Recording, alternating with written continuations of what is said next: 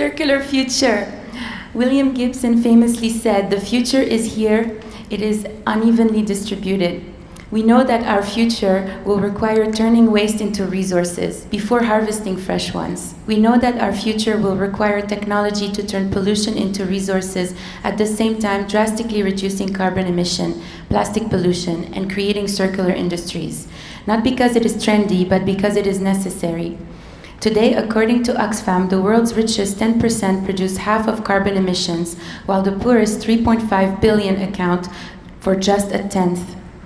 A circular future is not possible without authentic inclusion and a diverse room where all involved have a seat at the table. Please help me welcome Amber Valletta, Pashon Murray, Patricia Ermecheo, Claire Bergkamp, Christy Kaler, and moderated by Stacy London. A warm round of applause, please.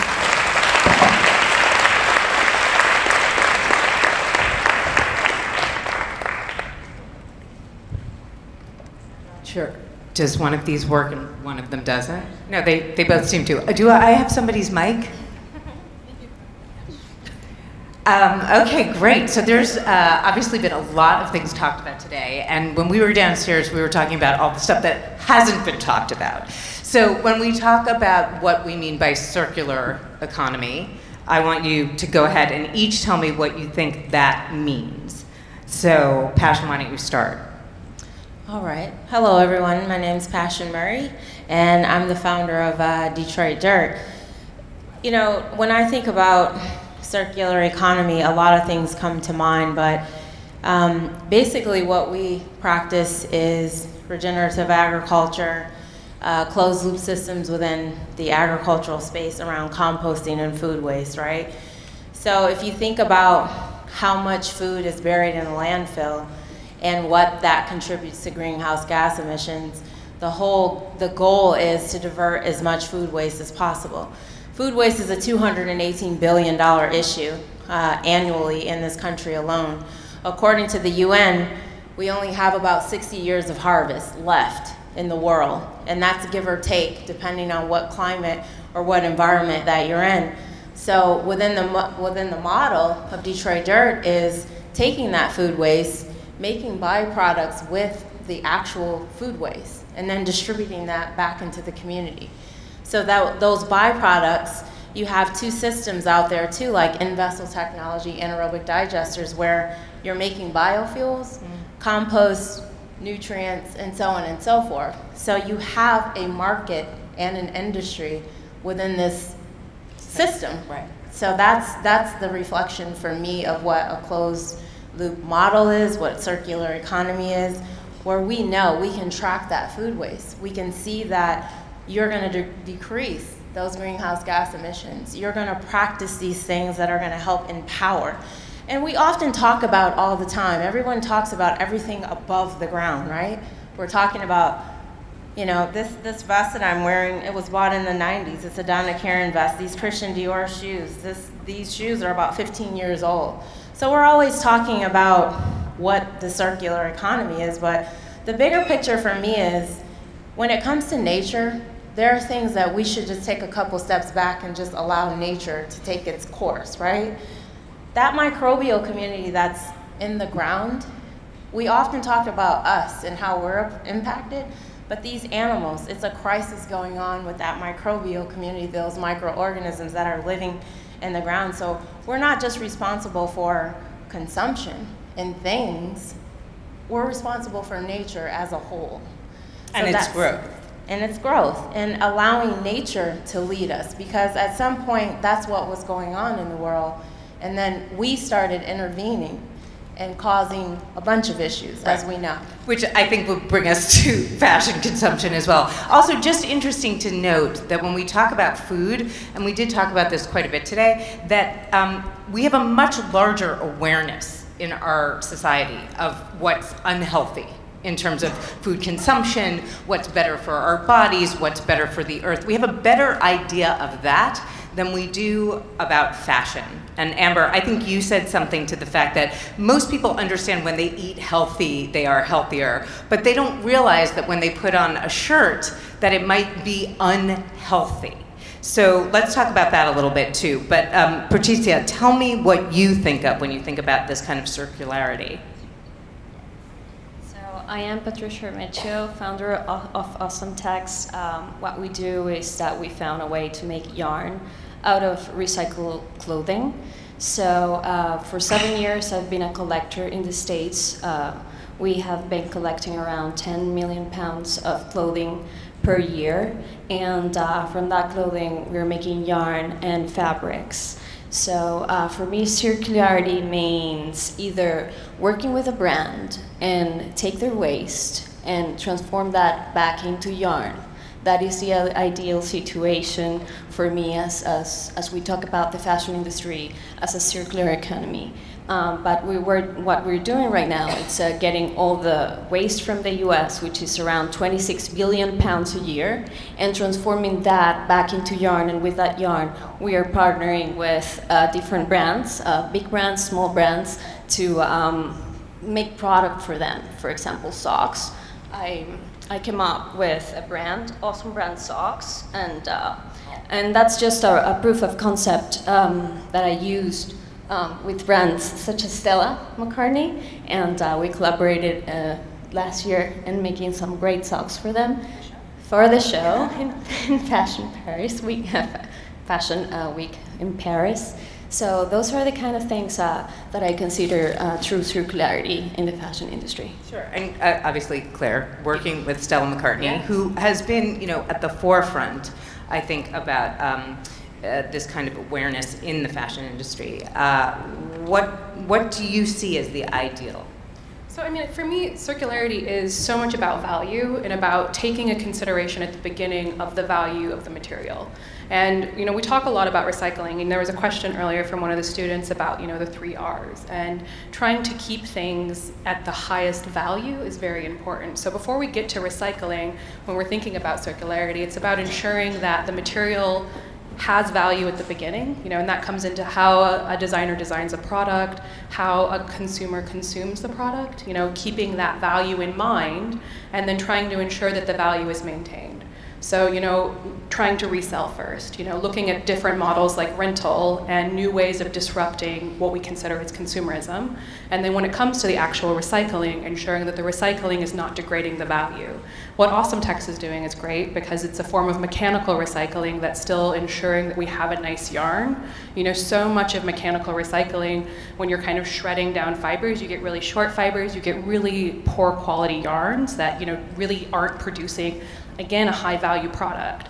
So a lot of what we're thinking about when we're thinking about circularity is that piece. And when it gets to the recycling piece, when you finally worn something out enough that it genuinely cannot be reused, can't be brought into a new product without having to break it back down, looking for recycling technologies that allow us to keep that value. So new types of recycling where instead of just shredding, you're looking at how you break something back down to its very basic level and build it back up. Doing that in a sustainable way, looking at sustainable ways to use chemistry in our favor, capturing the chemistry, reusing the chemistry, making high value products. Or, conversely, if you can't recycle it, kind of what Pashon was talking about, thinking about the biological cycle, and that's a huge part of circularity as well. It's not just about technical recycling, technical reuse, it's about also creating products, materials, whatever, that can go safely back into the soil and restart the biological kind of nutrient cycle. So circularity is a big word, and it's a big concept because it is around having to shift these systems that we've relied on for so long. But I think having a consideration at the beginning of a product's life cycle, at the beginning of design, about the value of the material and the end value of the product is kind of where we're starting out in thinking about this concept. Amber, your thoughts? I don't think I can add to any of this.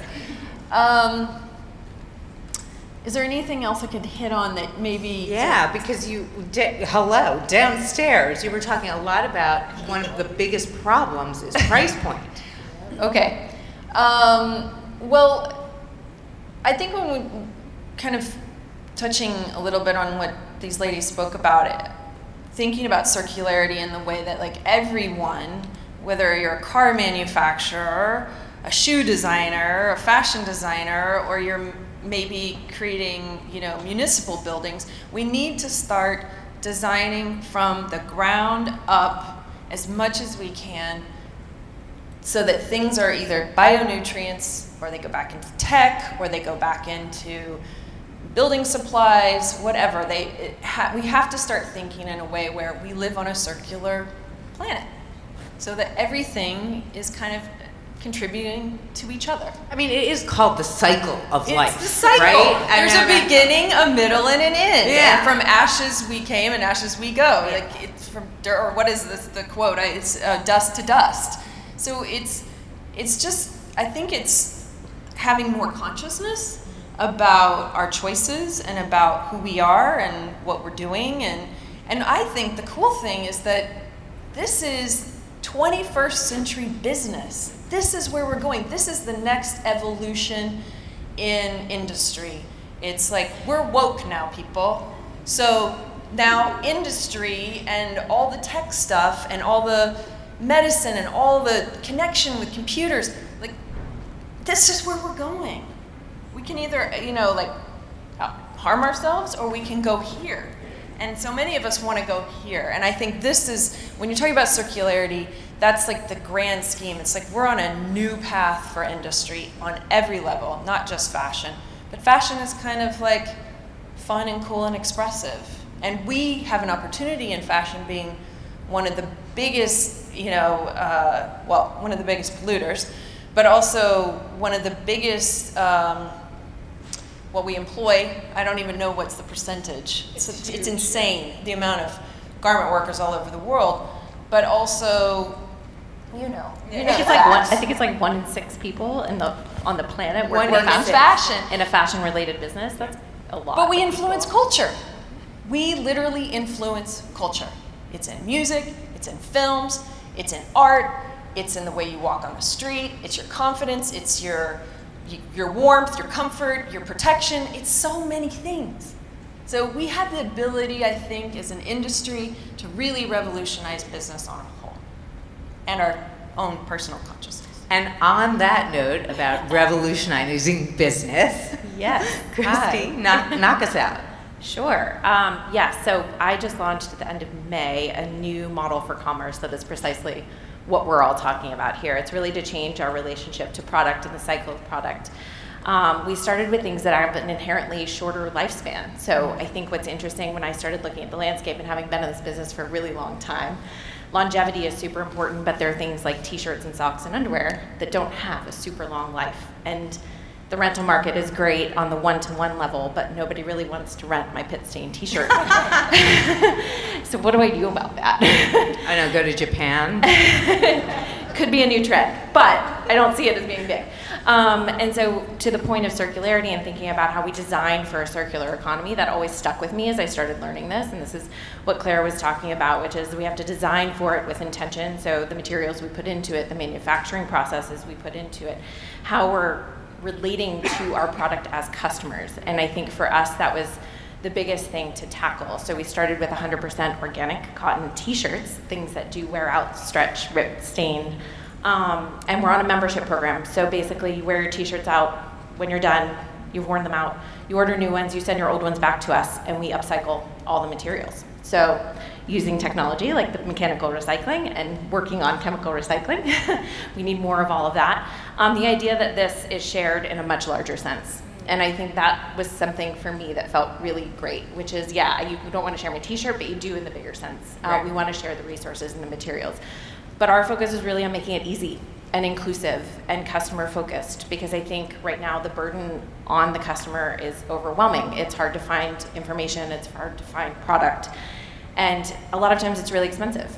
Yeah. And so with things like t-shirts, we wanted to make it an affordable price point so you can continue this relationship with us and with your products. It really does change your clutter profile, which is kind of great, but it really changes your impact. So there's a couple of things in there that I want to talk about. The first thing is that, so not all, sort of circular systems are the same size, right? I mean, what you're talking about with t-shirts is a lot easier, let's say, than an entire, industry of all different kinds of fabrics or all different kinds of clothes. So as a micro circular model, I think that there's a lot, right, obviously, that we can learn and take away from that. And certainly because at that micro level, price point is much more reasonable. Is that right? Yeah, that's right. I mean, the equivalent is for one tee, it's $38, and you can refresh anytime you want.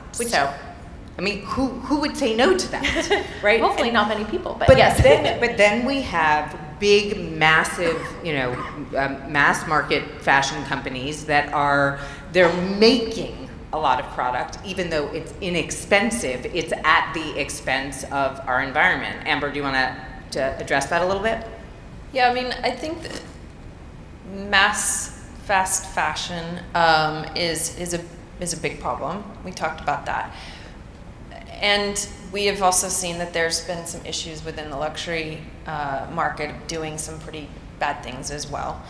The thing is from the mass market standpoint, what they have the ability to do is, because they touch so many people's lives, because so many people can't afford to buy either a luxury product, or maybe they don't have access to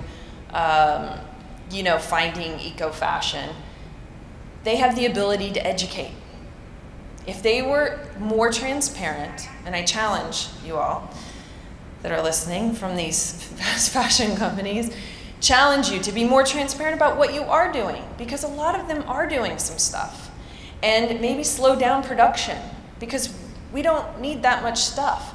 And the consumers equate cheap to, I can throw this away and it doesn't mean anything. And that's not true. Just because it doesn't have a name brand, big, you didn't pay, a crazy amount of money for it, doesn't mean that it doesn't have the same resources that were put into it. Unfortunately, sometimes they don't last long because they're not made as well. But the point is think when you have a lot of people's attention, your responsibility is to help educate and to help build awareness. And I think more of us need to come out of the fear-based, like I'm going to be blamed for problems, and come out and say, hey, we've done some things wrong. Be a little vulnerable. We've done some things wrong, but here's what we're doing right and what we're going to continue to do right. And that goes for fast fashion and luxury brands. I know I'm guilty of it. I sell fashion to consumers, but I have to say, I'm trying really hard to make a difference. And there's I have to be vulnerable about it. Yeah. I think that's also accountability, right? Accountable. I mean, you can't have accountability if you don't have transparency. And that's a huge problem in the business. And certainly when it comes to fast fashion, the speed with which they are turning over this inventory also it's a psychological problem, right? I mean, then you think you need something new every 2 weeks or you're not keeping up. Can you speak to that a little bit, Claire? Yeah, I mean, I think there is an issue with the speed and the amount of resource, and like you said, the price point does lead to disposable. And the way I always kind of think about it is it's not that it's fast, it's that it's disposable. Like the fastness is part of the issue, but I mean, if you're not spending a lot of money on something, inherently that is not a problem if you treat it well and it lasts a long time. I think that, the idea that you're creating something that is then just thrown away in any industry, the idea of like a single-use product, there's been all this talk about straws, right? Like the world is against straws, which is great. But but that idea can be applied to fashion just as easily, where it's this idea of you're creating something, you're wearing it once, it was cheap enough, who cares? I just wore it to go out tonight. Like I bin it. Like the statistic is that every second 1 truckload of clothing is landfilled or burned. Like that's insane. And right now globally, only 1% of textiles are recycled back into textiles. Like these are figures that as an industry I feel like we should be really ashamed of, because there's a lot of talk and a lot of marketing around really good activities that companies are doing, but if we have the statistics and the information, it's been all this conversation about education today about if we know rightfully that only 1% of textiles are actually being recycled back into textiles going into clothing, then someone's probably not being totally honest in their marketing efforts, But to disrupt all of that, I do think that rental plays a really, really, really important role, because we are also in a time where people like to take a picture, post it, and not wear the same outfit. And there's a whole industry built up around that concept. And I think fast fashion, just this concept of disposable wear-it-once fashion has really kind of bred into that. They've kind of created each other simultaneously, these two concepts. And I think that rental can really disrupt that, because it's a new business model. It's a new way to make money. It's not denying capitalism, but it is also providing some newness. And it's never going to be for your basics. Like, I agree with that. But for like the fancy moment, the exciting outfit, there is a genuine economic opportunity to go into rental. There's some amazing companies coming out of China that are doing things like that. I think one of the companies just got a $20 million investment, for a rental service, because they're killing it, because it is a model works. Yeah, it works. And it's the same thing with resale. Like, we have a partnership with The Real at Stella. And we love them because they're kind of creating a new idea of like what you're spending on clothing, you're getting it back. Their whole thing is you invest a little bit more upfront, fine, but if you treat the product well, you get that money back when you're done with it. And so it's that idea of like you own it, but you kind of don't own it. You own it for as long as you want it, and when you're done with it, you re-enter it back into the economy, and they're killing it too. They're genuine business models. Yeah, I mean, I think there's two things to talk about here. One is what you brought up when saying it's not fast fashion, it's disposable, because that speaks to the idea of value. Right? And the way we value our food, the way we value our clothing, whether or not we think it's like we need to have the latest thing or we want to invest in the thing that's so finely made that we'll have it for years. So the concept of value, I think, is something that is not consistent, right? I mean, do you feel that that's been an issue for you? Not really. Well, I am not super involved in that sense, because since I am a recycler, I am completely traumatized. So did you say you're completely traumatized? I'm completely traumatized. Oh boy. So I try not to shop at all. I'm sorry, I may have asked the wrong question. Yes. That's what I was trying to say. Probably. Probably. But just the idea that you're in recycling, Yeah. right? What you're trying to do is to maintain value Yes. into something that people have thrown away. Definitely, yeah. Right? And the creation of this yarn, yeah. And do you think that that's been hard or easy in terms of changing people's mindset? Very hard, actually. Yes, I think we need more of when I was listening to you guys, I think we need more of the support of people like you in the way you need to support more recycled materials, so people start thinking it is the trend and it's sexy, because recycling is not sexy yet. So well, it's not sexy yet, but I do wonder if the bigger issue is not about whether or not it's sexy, but about the ease with which we can do it. We had a discussion downstairs, and I was saying that in New York, there are fines, right, for not recycling, but it's really easy. You put things in a blue can or a green can. Not that complicated. So how do we, and I want each of you please to answer this, how do we come up with easy ways to recycle? Like this idea of rental, the rental model is great. This idea of subscription model, that's great. What else can we do on a really easy, simple level so that people don't feel like they're being forced into something that becomes complicated and labor intensive? Well, in the space that I'm in the industry around food waste, a lot of education has had to take place, right? A lot of campaigns. I think the UN and others around the world have done a good job at pinpointing, the fact that a huge percentage of the landfills are made up of food waste. So, from a global standpoint, we can tie, managing carbon to that, healthy foods. We are what we eat. I think fashion is about 10 to 15 years behind food waste, because the legislation, as we're starting to evolve in this industry, we're able to now, like ReFed, for example, refed.org, they've done a good job at creating data and statistics around food waste. I think the fashion industry, when you all talk about transparency and people being honest and open about what's going on, that clothes aren't just sexy and fun. It's not about the supermodel and the funness of the clothes. It's about the issues and the problem, the child labor, all the things that are going on behind the scenes. It's the same thing that we had to deal with food waste. I've spent the last 10, 12 years, constantly talking to people about what the landfill is, what food waste is, how do we change these issues and these problems. And right now, currently, I think our local economies can be empowered culturally. I'm also on the nonprofit side working with K through 8 schools to educate them, so it's a part of their culture. They're not going to look at food waste as waste, they're going to look at it as a resource. I also think that education is important, but laws and legislation, we're going to have to really push to change the laws around food waste as well as fashion. We need to be held accountable. In order to sustain humanity, we have to take responsibility today, right now. LaDonna did mention, right? You have to think 7 generations before you and 7 generations ahead of you when it comes to this work. Because food is a little bit ahead of fashion, do you think that there are any best practices that fashion really needs to take on board?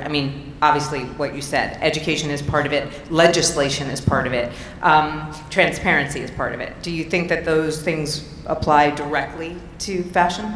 Yeah, I think that, the Stella McCartneys of the world who have said, I'm not just going to be about fashion, that I'm actually going to take a stance and say, here are some issues that we're going to deal with. We're going to create clothes that might be biodegradable. I always have this image of a person, we talked about ash to ash, and we had a great discussion downstairs, but, you see a person biodegrading into the ground. That's how we have to look at everything, that life is a cycle. And I think in fashion, the things that we have to do is pull everything apart, you know what I mean? Look at how we can analyze the fashion industry. What is wrong right now today in the fashion industry, and getting some of the leaders who young people actually follow in behind, you know what I mean? There are a lot of people in the music industry and that are icons, living icons. When you have the Beyoncés of the world going, oh, you know what, I wore the Stella McCartney because it's biodegradable, then she's going to impact everybody buys it. Yeah. Exactly. When I started saying compost or die in my community, they're like, is she out of her damn mind? But then when they realized biodegradable or bust. Right. Yeah. But you have to make those statements, find the people, it's like Bono from U2, when he started talking about AIDS, when certain people started talking about certain topics, we live in the age of external. Everything's out, it's not about the spirituality of things. I'm a very spiritual person, so that's why I've dedicated my life to the cause that I'm involved in. I haven't always been paid. I haven't always been supported. I'm still fighting for that. But I think in fashion, the unique thing about fashion is it touches all of these different industries, from music to art to whatever. And if you get the leaders in these communities to start standing up and putting investments behind them to push the envelope on this, I think we'll begin to see a shift culturally. 100%. Christy, I'm switching around now.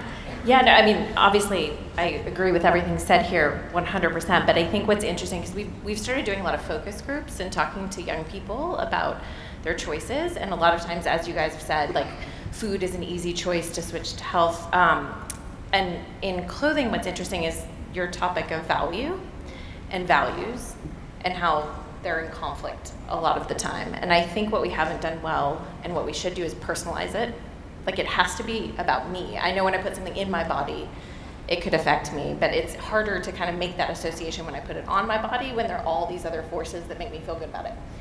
And so I think this idea that, how am I making a difference personally alongside all of the bigger kind of tops down things? It's bottoms up. What does this mean for me or my community or my world or my planet? And make it really digestible, because I think it feels hard to attain and it feels really lofty. and it doesn't feel very tangible to people. It doesn't feel tangible, as in there is no individual practice that's really going to help. That's really going to help. And then also I'm being offered a $4 bikini, and I don't have a lot of money. So it's a really tough call. And I think that if you don't make it intrinsic to the spirit, really, and really relate to what it's doing for you, it's a tough message. So I think that's on us to kind of to package properly.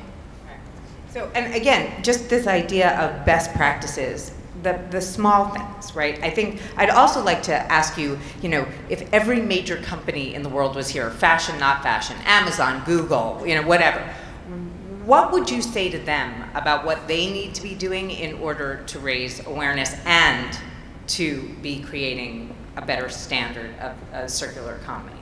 Amber, you have your mic up. I mean, I think one of the biggest things is that their boards and their leadership needs to have more inclusivity and diversity. We need more women, we need more people of color. And I think that's one of the big things, I would say, because things don't really change if things stay the same. And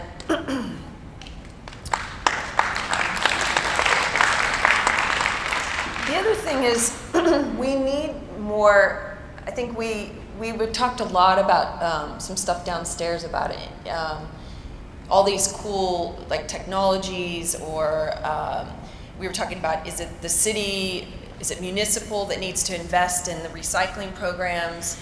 And if they did, then where does the fabric stuff go? So I think investing in new types of businesses, I think that's huge. I mean, even just what you're doing, I mean, I'm all in. I'm going there. I think that's huge. And what do you think that these bigger corporations should be investing? They should be investing in entrepreneurial things. They should be in innovation.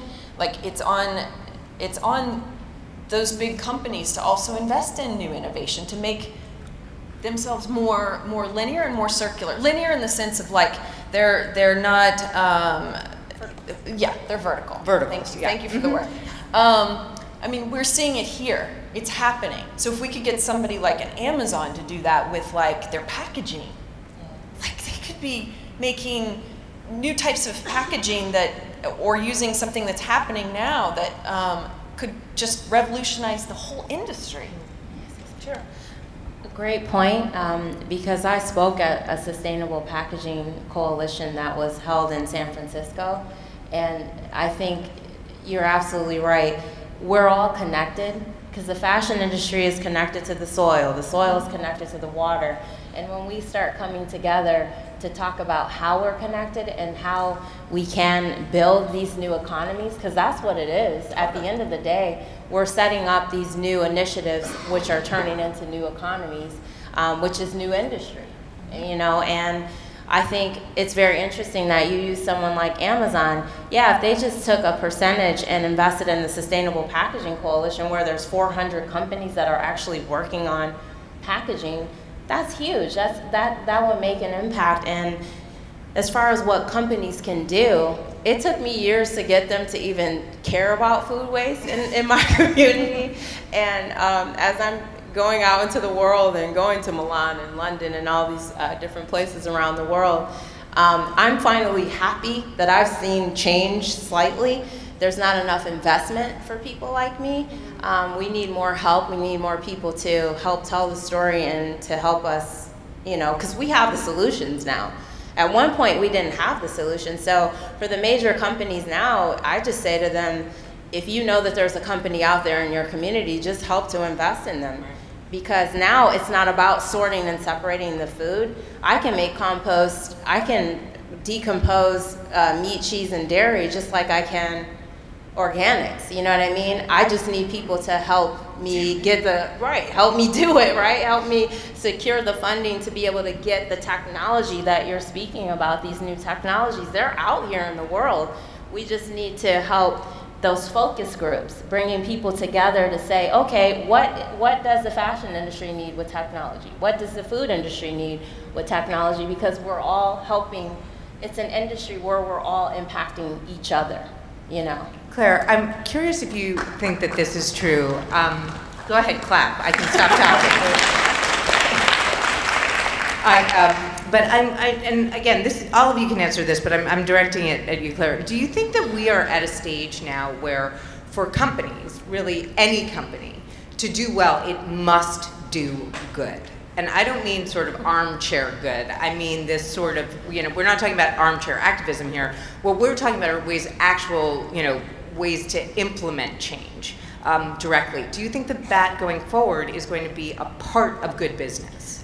I do, but I also think that in a lot of cases, it's not actioned in a meaningful way in the back end. I think that there's very few companies today that you couldn't go on their website, especially large companies, and find their CSR policy, some version of reporting, and someone you could talk to, about your concerns about their business practices.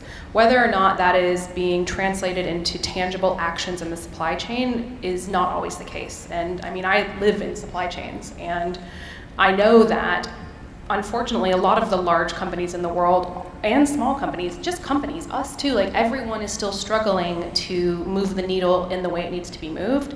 And there was a lot of talk today about collaboration, and I do think that is going to be completely necessary, but I also think accountability is, it's obviously necessary, but I think how that is managed going forward can really set the direction of how the industry moves forward. Because I think that fashion industry, we're up here today, there's a whole event dedicated to this. Everyone in this room cares about it, right? So this is no longer a secret topic.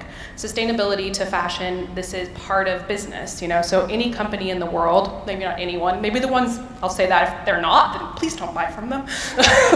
But any major company is looking into this, Primark in London has a huge website, dedicated to sustainability. It then becomes up to you if you believe them or not.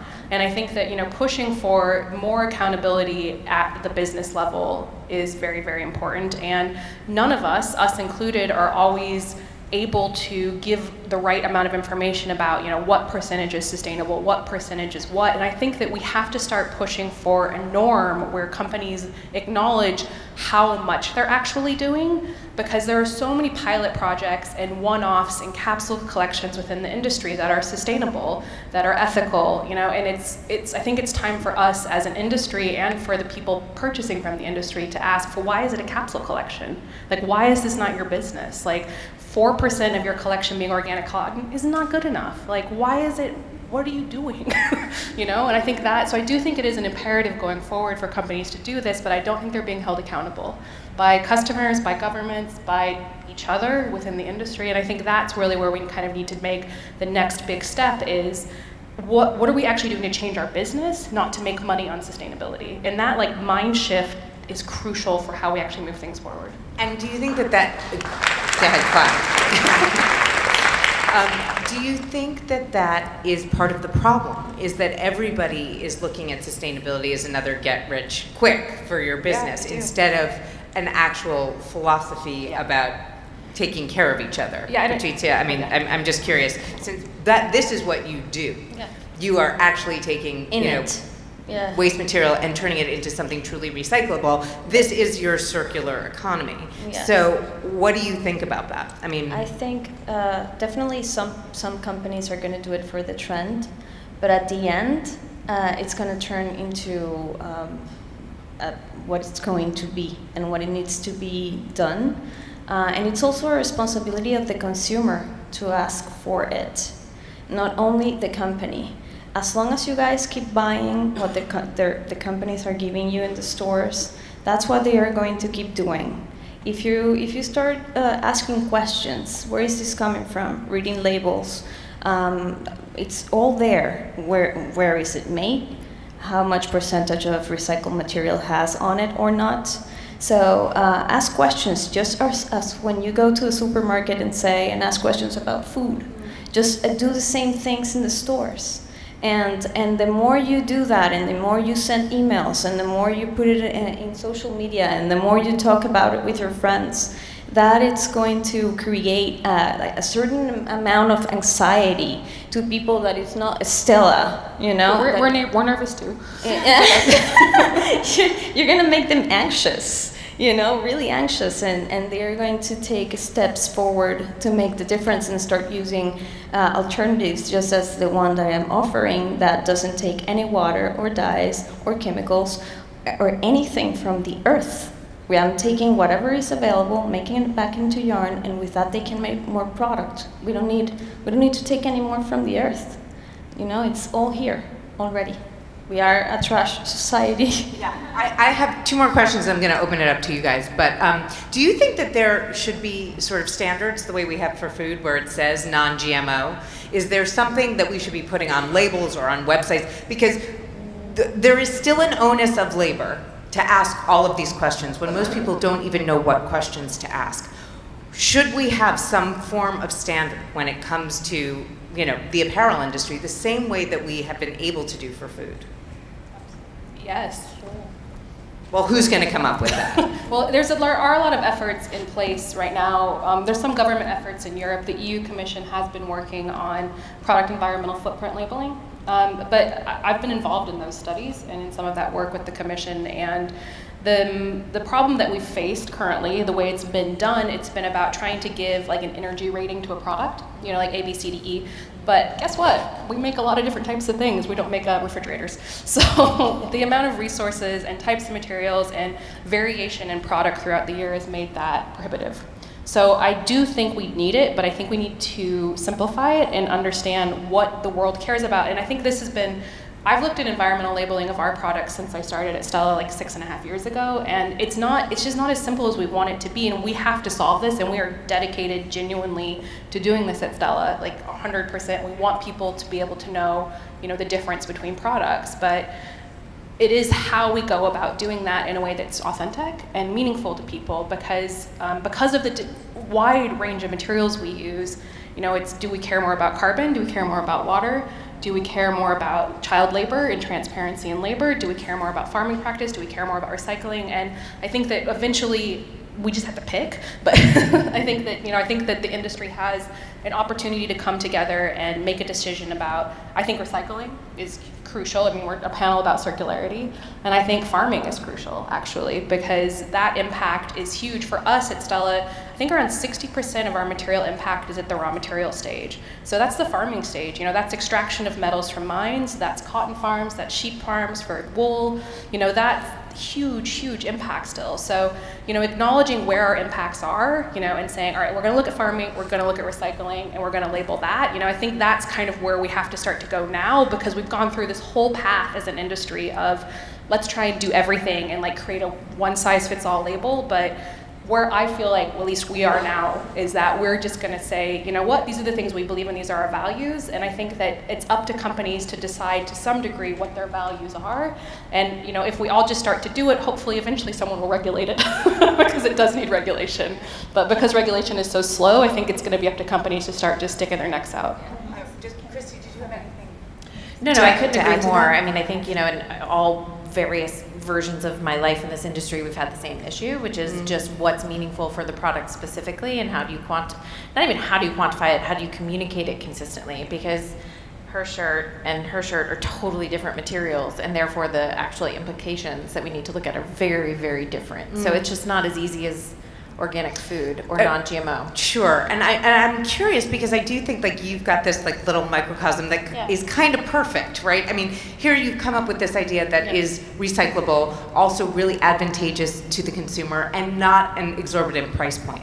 Yes. So, well, that's very innovative. So we got to work, right? We got to figure out more things like that. That's by design, right? Because of these issues, and when I looked at the landscape, I was like, okay, we can't solve it all for everybody at one time. So if I can create an ecosystem that starts to highlight the salient points and be able to connect the dots for people and the customer and actually engage them and empower them in the process, then at least through our lens, I can talk about the elements that are important to our products. Yeah, go ahead. I just want to ask a question to you guys. Do you think in the luxury, now I'm taking your job, right? Go ahead.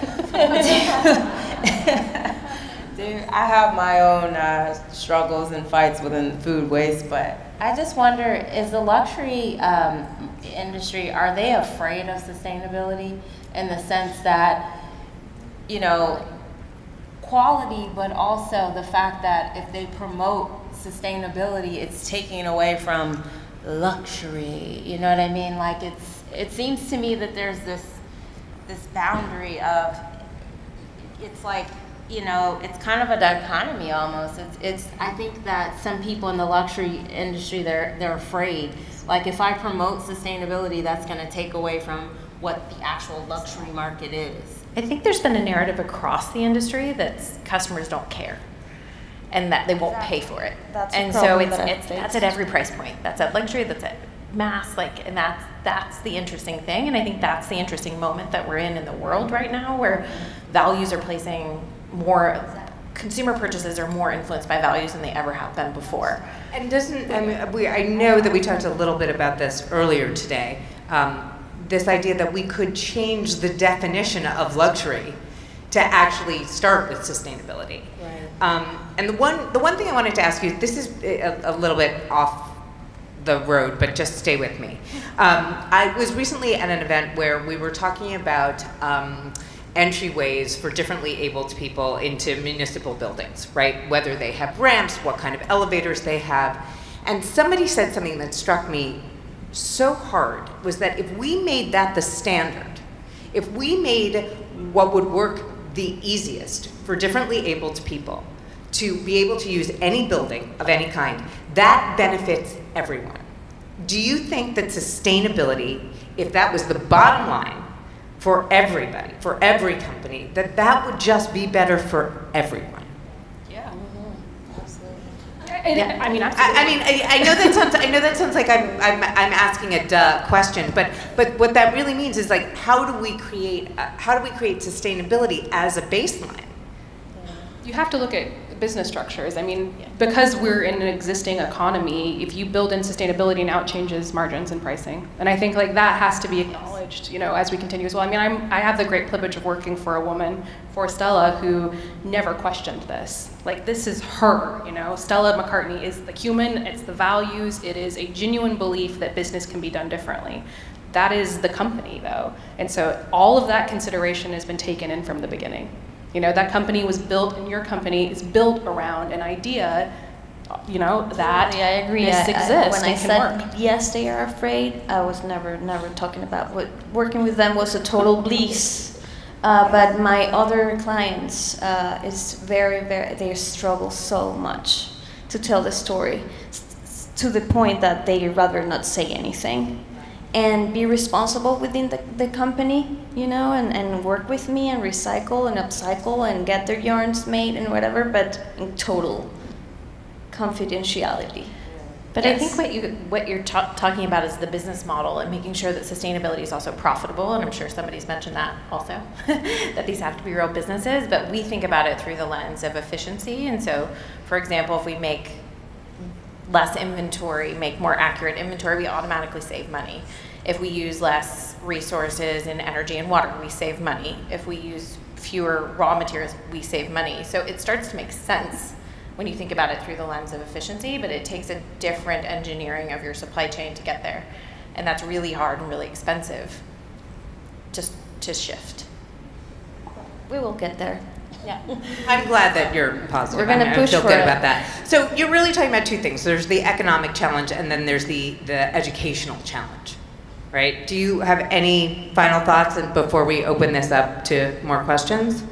I have a question for the audience. If we have, who wants to give me ideas of, you know, no, I'm serious, to how to collect clothing for you guys in an easy way that you don't feel that you have to. I see a hand right there. I want to hear that after. You can yell. Yes, stand up. Is there a mic, or can you just yell? Partnering with places like Goodwill. That's what I do that, but I want to make it so easy for you that you're like, feel like you're no effort giving me your waste and not putting it to the trash. Just Right like, here, there's a woman in the first row. Yeah. There are places called rag houses Mm-hmm. that sell. They get the donations from Salvation Army, Goodwill, and they put them in bales and they sell the stuff by the pound. Once it gets to the rag house, they pop the bales and they grade it. Yes. Cotton goes in one, polyester goes in another. They have another grade called hippie grade, which is vintage. You can contact them and tell them specifically that you want no polyester, Yeah. only natural fibers. That's awesome. That's exactly what I do now. I am talking about you guys when you're on your As an in your individual, houses, right? as an individual Individual, in your not as a houses. You're tired of the clothing you have, but you also don't want to go to donate because you don't want to take your car and go to Goodwill and put it there. You know.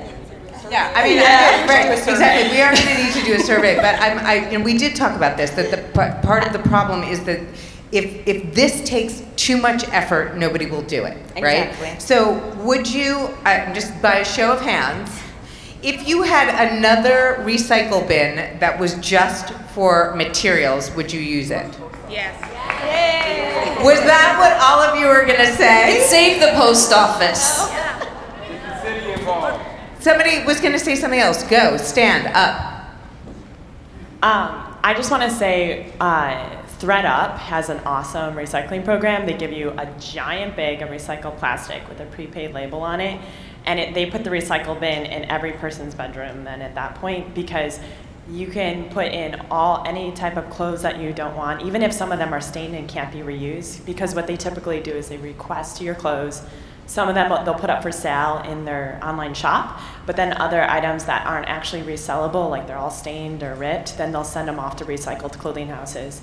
And I really like it because I literally filled like an entire bag of clothing. It was so easy. I just over the course of like a month, like as soon as I came up with things, or I'd ask my roommates, hey, just throw your stuff in this bag, slapped on the label, and popped in the mailbox. And it was like so easy, and I That felt really works good for about you. it. Okay. Yeah. It's good to know that you like those kind of initiatives, because I talk about that with brands and how to make them circular all the time. And the easiest way for you guys to return, to the brands, the things that you don't want anymore. So thanks. Yeah. No. Yes. Question. It's not that it's too difficult, it's that some people don't even realize you can recycle clothing. I was talking to my boyfriend's mom, she's like, what? You mean you don't throw it away? Huh. So many people don't realize you don't throw it away. Yes, over there. I see you with your hand up.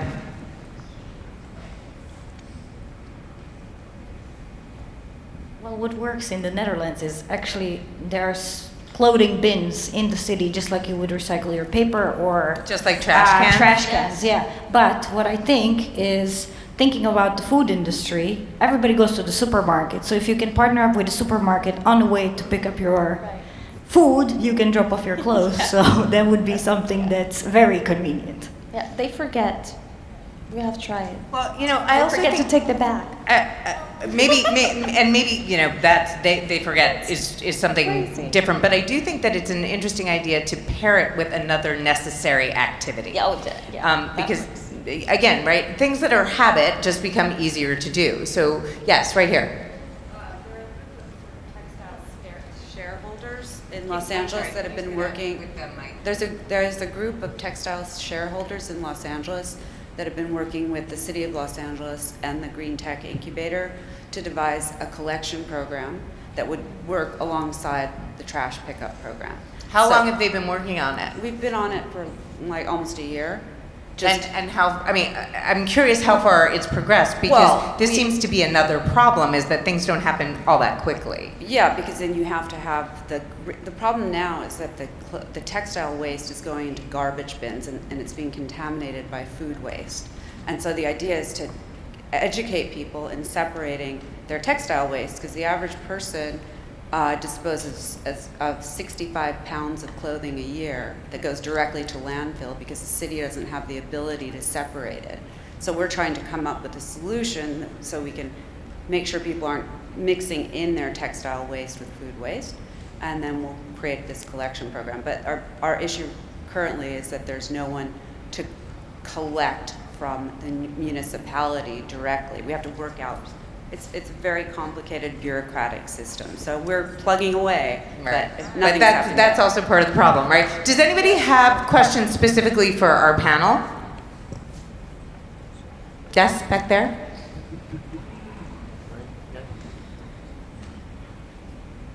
Hi.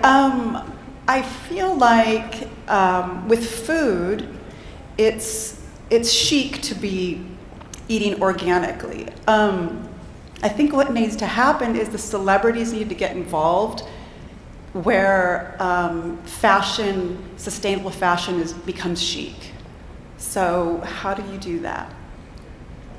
I started a website a few years ago called Master and Muse, and I'd partnered with a larger online retailer because I knew that they needed to do the heavy lifting for me. But we showcased amazing young brands. This was 2013, so where we are today is so much further along, and there's quite a few websites that now are doing that. But you know, I know I've lost my train of thought. Celebrity.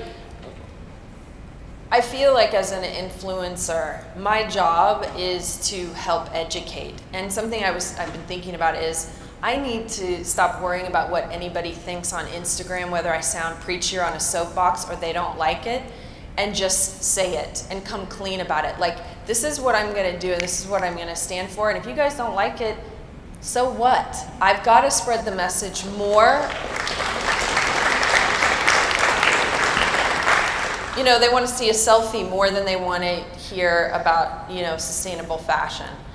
But, you know, our job really is to spread the message as influencers. And when you were saying, like, Beyonce, if she just said, you know, I wore this because it's sustainable, I mean, it could totally revolutionize the industry. So the more we have people that are in the public eye using their influence to do something and say something good, I mean, I know people knock it, but there's people who authentically believe in it, and we need to come out and be more vocal, as well as the tastemakers. Like Stella's already on the front lines doing it, but the other ones that are doing it, we need to talk about it. We need not be afraid that it's not cool. We are the ones who can help make it cool by the consumers and the people who, you know, the tastemakers. And that comes to my last question, social media.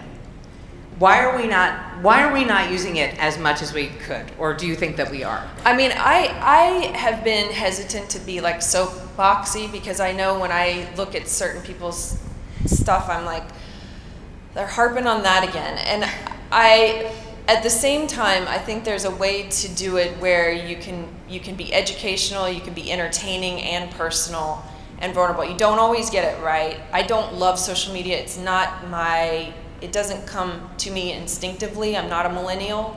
I'm older. So it doesn't feel authentic for me to be talking at the camera and showing you every little thing, but yet I get the power of it. And so I probably, again, need to be more vulnerable, and like I posted about this, and I was shocked at how many people liked it. I was like, wow, finally people are liking it, you know, where in the past I'd post something like that and nobody liked it. And then I post a selfie and you get a zillion likes and you're like, but why? But why? So I think the more we can all share our values in a way that feels authentic, I guess, and I feel like I have a responsibility to do that, the more power, you know, and the more change I can help put into the world. I'm not a millennial either, believe it or not. But there was a genius who approached me who was in the ad world, and I was just I used to pick up my own compost. You know, I have people now that's helping or whatever, and he called me up and he's like, Pashon, we want you to do this commercial. And I'm like, why would I do a commercial? I'm not a celebrity. No one knows who I am. This is in 2014. And so he battled with Ford because Ford did not support the ad that I was actually in. I was in an ad for a, I don't even drive the car either, by the way. I have pickups, Ford pickups, but they are EcoBoost. But, you know, when he called me up, I thought he was crazy, but he was a genius because the ad, I think we got 1 million hits within like a couple days or something. It was astonishing. But you're absolutely right. You kind of just have to push these messages out there and get them out there and get people to, you know, support it, a big name or somebody to go, oh, Stella McCartney said that these t-shirts are great, or this group supported this or sponsored. And it's amazing what can happen through social media. I think it's the vehicle of change, actually. I think that it's like we come from the automotive community, and Ford and GM and Chrysler really don't make the car. It's all the suppliers that make the actual vehicle. They just delegate it, right? But if we do the same thing with these messages where we go, we need Stella McCartney, we need an automotive company and this group to go, we're gonna stand behind this message and put it out there, we will begin to see people supporting it. Because it made me into a believer, and I'm not a social media, I'm still not, but that one ad had me, people knew who I was all around the world just in that 60-second ad that talked about food waste, you know, growing food and making a difference in the world. It's authentic. It's authentic. And just to say that all of you better be tweeting and Instagramming all of this right now. Let's just make that clear. We have time for, literally we have 1 minute left. So, you know, first I would ask my panel if there's anything else you have to say. I would also like to thank my panel. You guys are wonderful and so informative.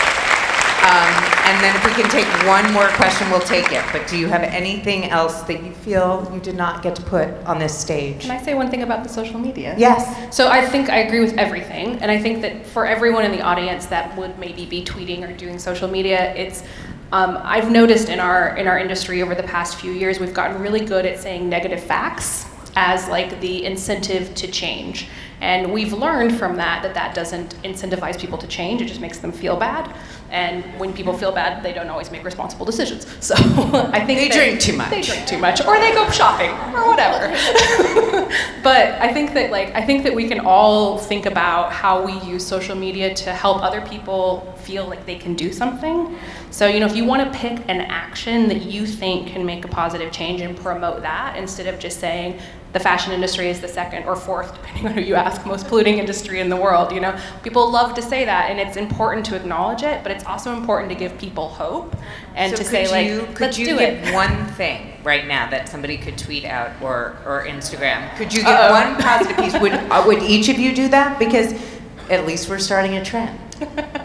I think one thing people could do is go into your wardrobe and figure out your shopping habit a little bit and think about, is there anything in here that I'm not wearing? Because most people have a ton of stuff in their closet they don't wear that maybe still has value. Shopping. Could I resell this? Could I enter into the resale economy? Could this become my new way of shopping? Can I start a business and do what I was asking for? Think about also don't start your own ideas, like get creative, help us make it happen. Think about putting this talking to the city where you live in, if it's here, great, and get active. Ask the city of LA for help, right? Yeah, and actually make a business out of it. I'll appreciate it very much. I can't do it by myself. I'll help you. Okay. I'll help you too.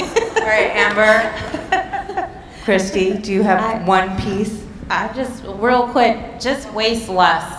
That's what I say. Do your own audit, but honestly, the next time you go to the grocery store, look at what's in the refrigerator.